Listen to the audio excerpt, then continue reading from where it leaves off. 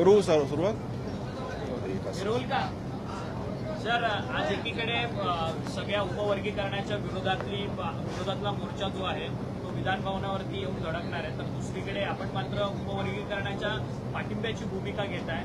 भूमिका का महत्वाची आहे, नेमकी का असा पाठिंबा देत आहे? खरं तर सर्वोच्च न्यायालय हे माननीय डॉक्टर बाबासाहेब आंबेडकरांनी अभिप्रेत असलेलं हे न्यायालय आणि न्यायालयाने ही भूमिका घेऊन 1 ऑगस्ट 2024 रोजी आरक्षण उपवर्गीकरण राज्यांनी जाहीर करावं असं जाहीर केल्यानंतर 5 राज्यांमध्ये कुठलाही विरोध न होता ते आरक्षण उपवर्गीकरण त्या ठिकाणी जाहीर झालंय.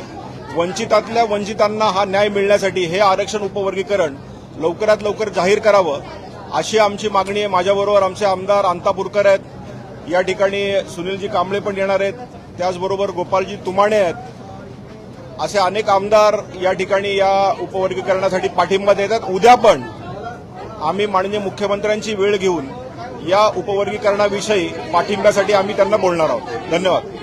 सर, पण एकीकडे 27 आमदारांनी काल मुख्यमंत्र्यांना सहीचं पत्र दिलं आहे की हे उपवर्गीकरण जे आहे ते खरं तर जातीपातीमध्ये भांडणं लावणारी आहे.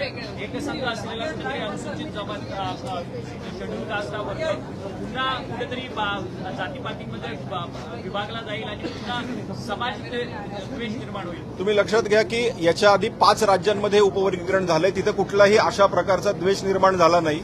सगळ्यांना समान संधी मिळाली. महाराष्ट्रातही तसं काही होणार नाही आणि कुणीही कुणाच्या हक्काचं मागत नाहीये.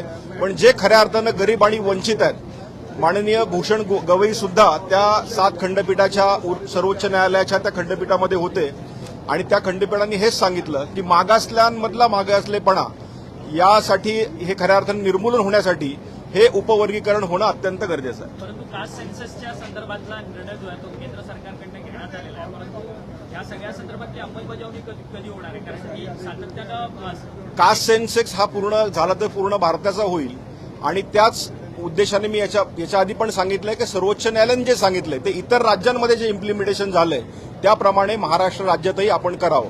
धन्यवाद.